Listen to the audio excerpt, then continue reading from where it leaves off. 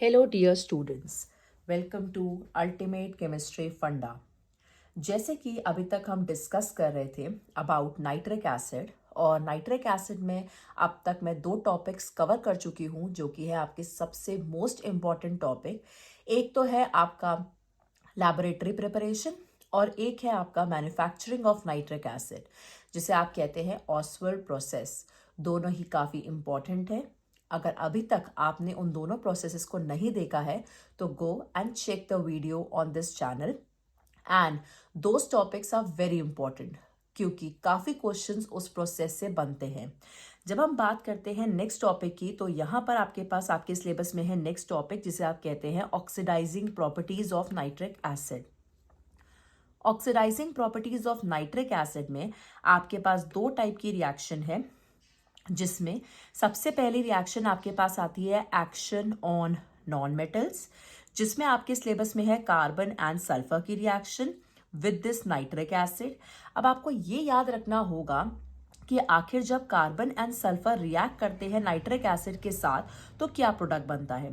जब बात आती है कार्बन की, तो याद रखो कि कार्बन हमेशा कार्बन डाइऑक्साइड बना के देता है, साथ में वाटर बना के देता है और नाइट्रोजन डाइऑक्साइड बना के देता है। जब बात आती है सल्फर की, तो वहां बनता है sulphuric acid, water and nitrogen dioxide. अब इसमें से आपको एक चीज ध्यान रखनी होगी, वो ये कि कार्बन एंड सल्फर दोनों नाइट्रिक एसिड से रिएक्ट कर रहे हैं, बट दोनों में एक डिफरेंस है। वो ये कि जब कार्बन का रिएक्शन नाइट्रिक एसिड से होता है तो कार्बन डाइऑक्साइड बनता है, जब सल्फर का रिएक्शन नाइट्रिक एसिड से होता है तो सल्फ्यूरिक एसिड बनता है।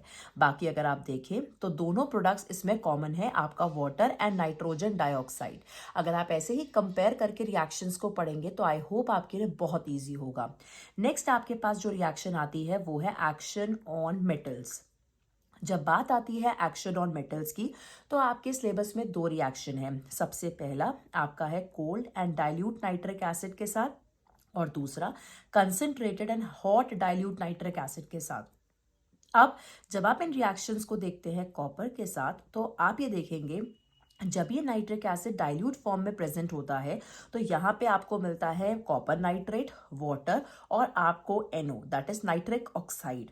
बट जब ये कॉपर आपके पास होता है हॉट एंड साथ में कंसंट्रेटेड के साथ ये रिएक्शन करता है, तो यहाँ मिलता है वाटर एंड नाइट्रोजन डाइऑक्साइड, जो कि है आपकी रेडिश ब्राउन फ्यूम्स वाली गैस। बहुत इजीली आप इसे डिटेक्ट कर सकते हैं।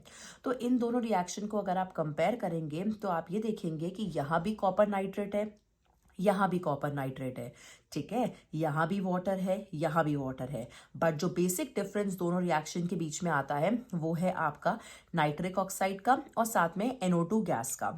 तो जब भी कॉपर की रिएक्शन याद रखो, हमेशा जो बेसिक डिफरेंस ऑफ प्रोडक्ट है वो आपको याद होना चाहिए। तो इसी के साथ एक टॉपिक आपका खत्म होता है जो कि है oxidising property of nitric acid. जो नेक्स्ट टॉपिक मैं आपके साथ डिस्कस करना चाहती हूँ जो आपके सिलेबस में है वो है आपका effect of heat on nitrates. जब आप बात करते हैं effect of heat on nitrates की, तो काउंसिल ने कुछ स्पेसिफाइड रिएक्शंस यहाँ पे आपके लिए रखी हैं। जैसे आपके पास कुछ रिएक्शंस ऐसे हैं, जैसे सबसे पहले अगर आप कोई भी नाइट्रेट लेते हैं तो वो सोडियम नाइट्रेट भी हो सकता है, पोटेशियम नाइट्रेट भी हो सकता है। जब आप इसको हीट करते हैं तो यहाँ पर आपको मिलता है NaNO2 या KNO2, साथ में मिलती है आपको ऑक्सीजन गैस। तो आपको ये ध्यान रखना है कि वो कौन से दो नाइट्रेट है जो कि कहीं भी आपको प्रोडक्ट में क्या नहीं दे रहे हैं, आपको NO2 नहीं दे रहे हैं, ठीक है। तो ये वो दो नाइट्रेट है जो कभी भी रिएक्शन करके NO2 प्रिपेयर नहीं करके देते हैं, तो ये एक एक्सेप्शन है आपके लिए नाइट्रेट का। दूसरी चीज जो है आपके पास आती है कि जितने भी आप नाइट्रेट यहाँ देख रहे हो स्क्रीन पे, चाहे कैल्शियम नाइट्रेट हो, चाहे जिंक नाइट्रेट हो, चाहे लेड नाइट्रेट हो, कॉपर नाइट्रेट हो, आप एक चीज देख रहे होगे कि सारे नाइट्रेट के साथ जो एक चीज कॉमन आ रही है वो है उनकी ऑक्साइड फॉर्मेशन। दूसरा इन सबके साथ बनता है आपका NO2 गैस और साथ में O2 गैस। तो ये रिएक्शंस लर्न करनी बहुत इजी है। अगर आपको इनकी जनरलाइज रिएक्शन याद हो तो ध्यान रखिएगा कि जब भी नाइट्रेट हीट होते हैं, इसे आप डीकम्पोजिशन रिएक्शन कहते हैं, और जब भी आप इसको हीट करते हैं तो यहाँ पे ऑक्साइड का फॉर्मेशन होता है, नाइट्रोजन डाइऑक्साइड गैस बनती है और साथ में आपको ऑक्सीजन गैस मिलती है। ठीक है, तो यहाँ पे जब हम बात करते हैं कैल्शियम ऑक्साइड की तो ये वाइट कलर का होता है और आपको पता है कि जब भी NO2 की बात आएगी तो ये हमेशा रेडिश ब्राउन फ्यूम्स ही देगा। इसके बाद मोस्ट इंपॉर्टेंट पॉइंट कि ये वो ऑक्साइड है जो येलो होता है जब हॉट होता है एंड ये वाइट होता है जब ये कोल्ड होता है, तो इसका नाम है आपका जिंक ऑक्साइड। तो आप ध्यान रखिएगा कि जब भी आप इस जिंक नाइट्रेट को हीट करेंगे तो वहाँ पे आपको मिलेगा zinc oxide, nitrogen dioxide and oxygen. इसके बाद आपके पास आता है येलो कलर का सॉलिड जिसे आप बोलते हैं लेड ऑक्साइड, साथ में आपका NO2 एंड O2। फिर कॉपर नाइट्रेट जो कि आपका ब्लू कलर का होता है एंड जब आप इसे हीट करते हैं तो आपको मिलता है ब्लैक कलर की ऑक्साइड जिसे आप कहते हैं कॉपर ऑक्साइड। तो इन सारे रिएक्शन में बहुत इजी है याद करना कि जिस भी टाइप का आपका नाइट्रेट हो उसी की आपको ऑक्साइड मिल जाती है, और एक चीज़ जो आपकी फिक्स है वो है आपकी NO2 और O2 जो आपको हमेशा मिलेगी। इसके बाद जो नेक्स्ट नाइट्रेट आपके पास आता है वो है सिल्वर नाइट्रेट और मर्क्यूरिक नाइट्रेट।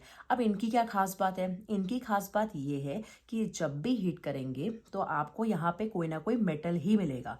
जैसे हमने NaNO3 और KNO3 में देखा था कि वहाँ पे आपको सबसे पहले कोई ऑक्साइड तो मिल नहीं रही है और ना ही NO2 मिल रहा है। जब हमने ये सारे नाइट्रेट्स देखे तो हमने देखा कि हमें ऑक्साइड भी मिल रही है, NO2 भी है, O2 भी है। बट यहाँ पर आप देख रहे हैं कि दोनों तरफ आपको मेटल मिल रहा है। एक तरफ आपको सिल्वर ग्रे मेटल और साथ में एक सिल्वर मिरर जिसे आप मरकरी कहते हैं, और आपके पास है NO2 और O2।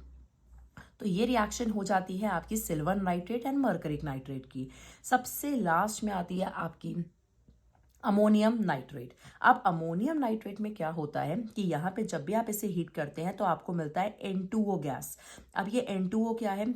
ये आपकी नाइट्रस ऑक्साइड है और इस गैस को आप लोग कहते हैं लाफिंग गैस।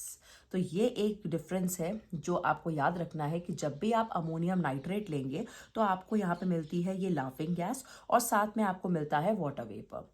सो ये कुछ रिएक्शंस थी जो कि मैंने आपके साथ डिस्कस करी, effect of heat on nitrates. And आपके नाइट्रिक एसिड के चैप्टर में इतना ही सिलेबस है, तो मैं आपसे फिर रिक्वेस्ट करूंगी कि please go through the last videos जिसमें आपके पास है Ostwald process, laboratory preparation. Laboratory preparation के बाद आज मैंने डिस्कस किया है oxidising property and effect of heat on nitrate. ये रिएक्शन सारी आप लिख के अच्छे से रिवाइज करिए और इसी तरीके से आप पढ़ते रहिए बिकॉज बोर्ड्स बहुत पास है and you need to work hard. Thank you so much. मैं मिलूंगी आपको अब नेक्स्ट वीडियो में।